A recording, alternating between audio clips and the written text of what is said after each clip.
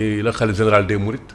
parce que xam nga boo xoolee màggal bi ci organisation bi am na évolution dem nañ ba si yàgg teg benn comité scientifique mu nekk ay experts yu nekk ñoo fa nekk foofu di xalaat ci lu jëm ci màggal bi quoi finalité sociale yi ak économique yi ak yëpp boo fa demee am na ay ñoom professeur Guèye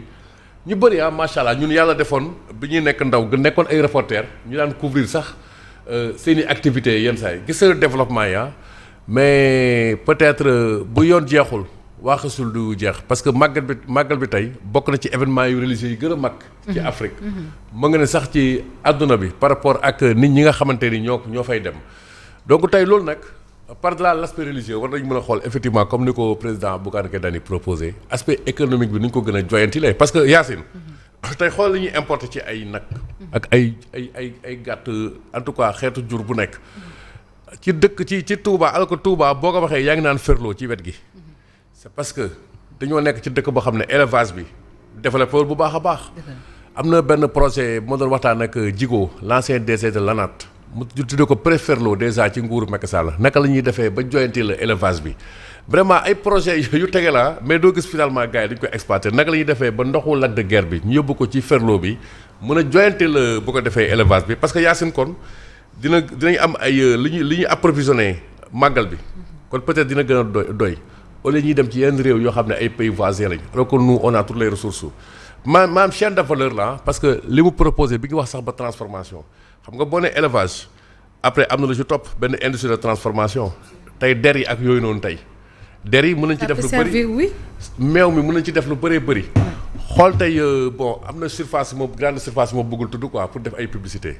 mais tey en terme de produits africains yi ñuy utiliser war nañ ko gën a mën a renforcer te loolu lépp noonu ay produits africains la yoo tamit màggal bi daf leen di offrir ay débouchés. ci côté transport bi tey foofu tam dañoo nekk en retard raay bi nga xam ne dañ ko bëgg a rey carrément alors que tubaab bi fi nekkoon sax colon moom gisoon na ci njariñ. mu taxawal ko bu baax a baax ci jamono boobu noonu tey raay bi war nañ ko joyantil andiwaat ko ne serait-ce que màggal bi parce que tey Touba dafa nekk pôle boo xam ne tey pôle économique boo xam ne dafa nekk agglomération boo xam ne nañ la département Mbacké tey moo ëpp population tey ci Sénégal. donc bu ñu Mbacké Touba moom moo tax. donc autour de Touba autour du Grand Magal dafa am ay activités yu bëri yoo xam ne dañ ko war a développer et pourquoi pas loolu sax retombées yi muy générer mu bokk ci li nga xam ne dafay financer organisation benn édition wu màggal bi parce que bon peut-être comparaison n'est pas raison mais boo demee Makka tey y a toute une économie autour du pèlerinage à la Mecque boo xam ne daf koy drainer peut-être loolu état la waaye mais fii tamit y a beaucoup de choses à faire surtout sur la chaîne de valeur comme ni mu ko waxee par rapport ak production par rapport ak transformation ba jëm ci li commercialisation après ak transport bi ak yooyu yëpp après peut-être que étude bi dinañ ko gën a pousser. Très bien. Parce que gouverner c'est prévoir et il faut faire de la prospective. Très bien. Alors, Pierre Simon, dellu si demande d'explication au lendemain du Grand Magal de Touba avec ces sanctions annoncées contre 179 agents. Alors, les syndicats qui demandent au gouvernement d'éviter en tout cas certaines dérives. Bon, débat là. Et je pense que c'est un sérieux débat qu'il ne faut pas prendre à la légère quand même. C'est vrai que Mamadou Lamine Dianté, ancien syndicaliste devenu maintenant ministre, et en tant que ministre rawatina secteur fonction publique, il a un droit de regard sur quand même les travailleurs de la fonction publique loolu di benn demande d'explication dafa bokk ci processus liggéey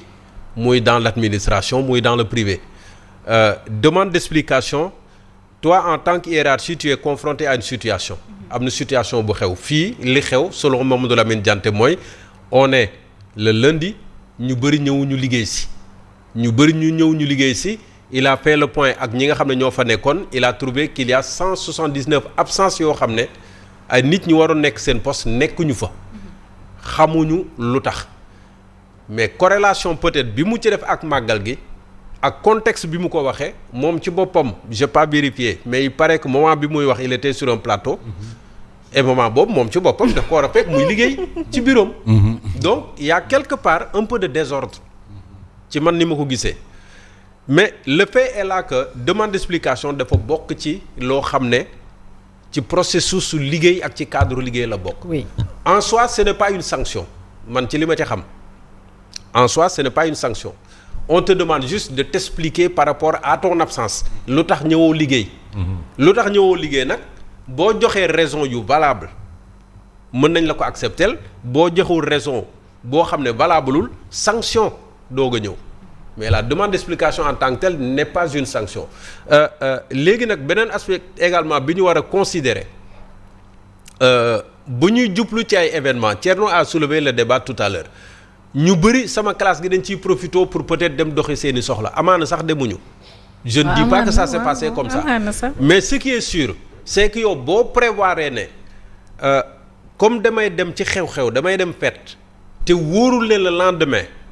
du ma mën a may ma ñëw sama liggéey mën nga anticiper avec une demande de permission tu anticipes nga xam ne buñ la ko nangulee dara mënatula cee fekk ba keroog ngay ñëw liggéey mais ci jour yi nga xam ne wala ci jour bi nga demandé tu peux demander 48 heures 24 heures mën nga demander sax une semaine ñu ne la non une semaine mënul nekk may na la 3 jours au bout des 3 jours ñëwal liggéey si loolu yëpp ay xeetu waxtaan la mais man ci aspect bii pour man c'est un peu l'administration de manière générale qui a plus ou moins fauté et il fallait pour man mettre tout le monde à l'aise je l'ai rappelé tout à l'heure Macky Sall def na ko en 2021 le Magal de Touba c'était un dimanche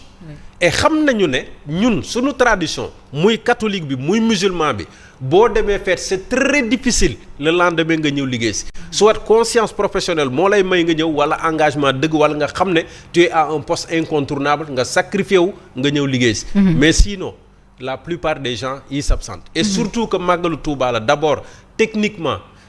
même lu màggal gi nekkee dimanche ci yoor techniquement c'est difficile pour certains ñu jóge Touba ñibbi si Ndakaaru mën a liggéey si le lendemain parce que déjà tali bi day xat oto day manqué ñëpp dañuy jëlandoo tali bi en même temps ñëpp bëggandoo ñibbi donc techniquement c'est très difficile mais là le président de la République et son administration auraient pu anticiper ne comme lundi la ñu jëm màggal gi dimanche la lundi lañ jëm mais férié bi nañ ko maye. parce que nga maye ko nit ñi ñu bëri duñ ñëw. maye woo ko ñu bëri duñ ñëw donc nga maye ko mu nekk férié. moi je m'attendais à ça mais malheureusement c'est pas venu et malheureusement coow lii ñëw fekk ko mais quand même je pense que dans l'administration Diomaye ci boppam bi muy doog a installé wu il avait écrit une lettre vous vous en souvenez bu mu adressé woon aux agents de la fonction publique et parapublique. di rappeler waat fonctionnaires yi li nga xam ne moo war a nekk seen mission ak surtout seen sacerdoce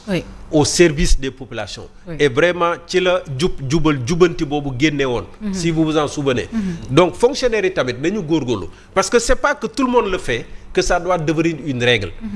ma jox la benn exemple on dit que au Sénégal l'administration ouvre à 7h30 mais rare mooy bureau yi nga xam ne da nga fay dem nga fekk fa nit ku war a assurer le service rare mooy bureau yi nga xam ne da ngay dem 7h30 fekk fa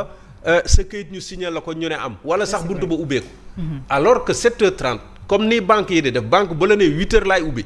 balaa 8h lay agent di ñëw préparer lépp nga xam ne 8h pile vigile bi wala sécurité bi ubbi buntu bi boo duggee yow nga jubal directement ci guichet bi def li ngay def dem sa yoon mais pourquoi mënuñu ay yegg foofu dans l'administration donc le débat se pose aujourd'hui malheureusement Dianté l'a posé d'une certaine manière et ça a créé un tollé mais je pense qu'il est nécessaire aujourd'hui de poser le débat et ça engage tout le monde. Très bien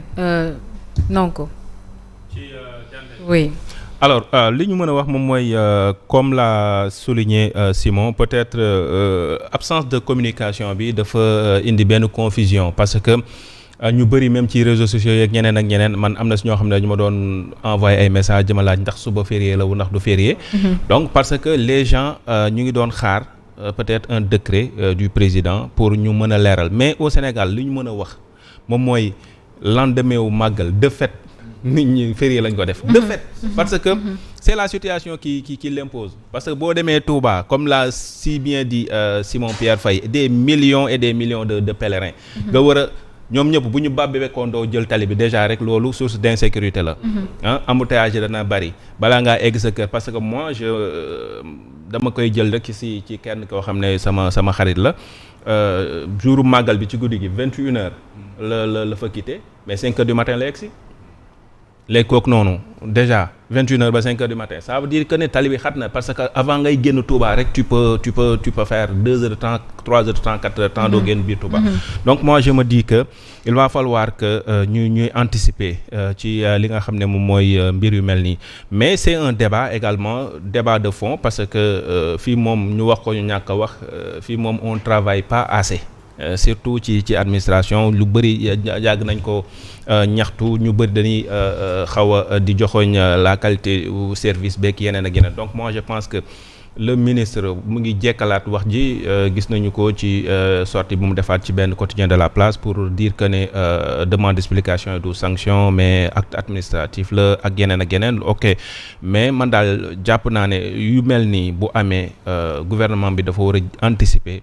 bu ko defee ñu mën a may ñëpp communiquer bu leer boo xamante ne bi mbir yi dina leer ci bopp nit ñi bu ko defee nit ñi dinañu xam fa la ñuy teg seen tànk mais quoi qu'on puisse dire il faut tamit ñu intégrer loolu au Sénégal les jours de màggal de gàmmu ak yeneen ay tabaski ay nga xamante ne bi nit ñi dañuy